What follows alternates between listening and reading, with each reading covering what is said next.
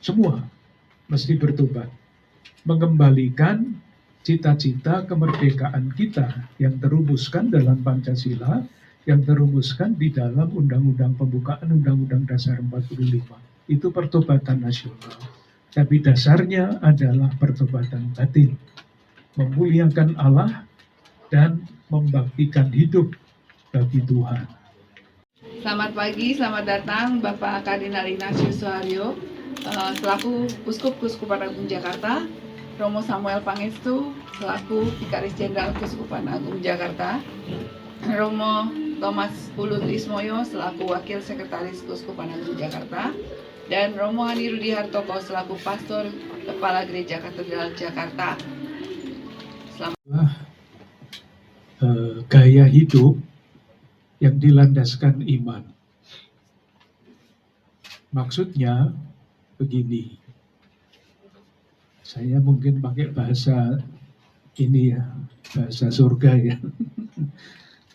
Menurut konsep Kristiani, konsep Katolik, manusia itu diciptakan untuk apa? Untuk memuliakan dan berbakti kepada Allah. Itu konsep hidup manusia, untuk memuliakan dan berbakti kepada Allah. Memuliakan Allah itu bentuknya antara lain dalam berbagai macam ibadah. Ada ibadah resmi, ada yang tidak resmi. Yang resmi itu misalnya yang tadi dirayakan, perayaan Ekaristi, kalau dalam gereja Katolik ya sakramen-sakramen. Yang tidak resmi itu ziarah, doa rosario, dan sebagainya. Macam-macam. Itu memuliakan Allah. Tetapi memuliakan Allah itu mesti diterjemahkan secara konkret, yaitu di dalam bakti kepada Allah. Bakti kepada Allah itu wujudnya adalah bakti untuk sesama, supaya manusia yang diciptakan sama itu mengalami kesejahteraan yang sama. Itulah yang namanya kesejahteraan umum, bonum commune. Nah, sekarang kita lihat saja, benar apa enggak? Manusia-manusia itu, termasuk saya tentu saja, bukan orang lain, itu selalu memuliakan Allah. Saya secara jujur mengatakan, ya saya seringkali tidak memuliakan Allah. Saya tidak jarang jatuh pada yang namanya memuliakan diri sendiri kan. Saya kira semua orang mengalami itu. Saya tidak malu-malu mengatakan itu.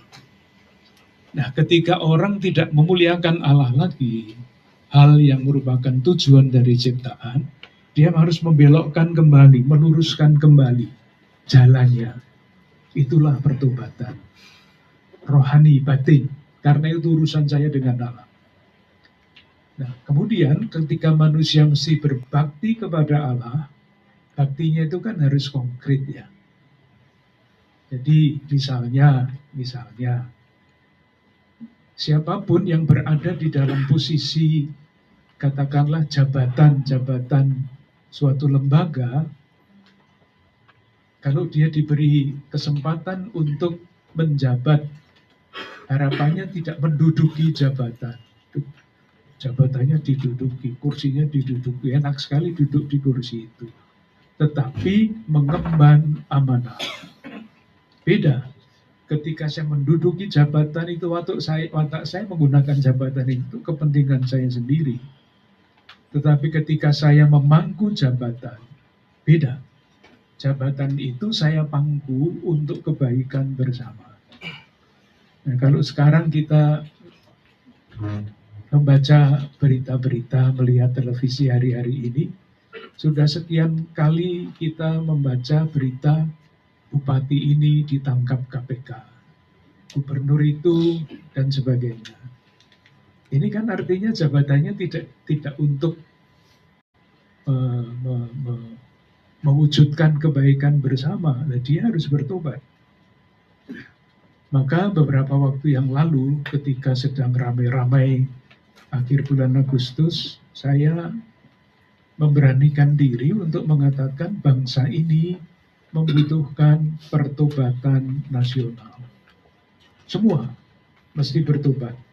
Mengembalikan cita-cita kemerdekaan kita yang terumuskan dalam Pancasila, yang terumuskan di dalam Undang-Undang Pembukaan Undang-Undang Dasar 45. Itu pertobatan nasional. Tapi dasarnya adalah pertobatan batin. Memuliakan Allah dan membaktikan hidup bagi Tuhan. Dan bagi Tuhan itu artinya bagi tanah air, bagi sesama bangsa.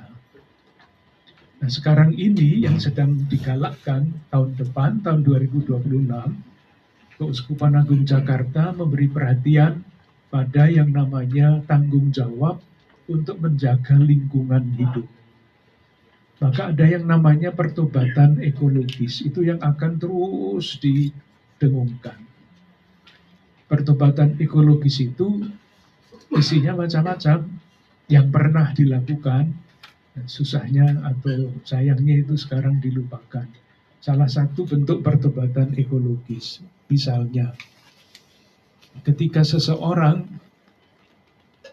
naik pesawat terbang, itu kan karbon emisi karbonnya kan sangat tinggi. Dia ikut merusak lingkungan hidup kalau naik pesawat terbang, apa enggak? Ikut merusak karena pesawat terbangnya itu menyisakan sisa emisi karbon. Pertobatan ekologisnya adalah ketika saya membayar naik pesawat terbang 1 juta rupiah, 10% nanti disisihkan dalam suatu pos dana untuk memulihkan kerusakan lingkungan hidup. Salah satu contoh kecil.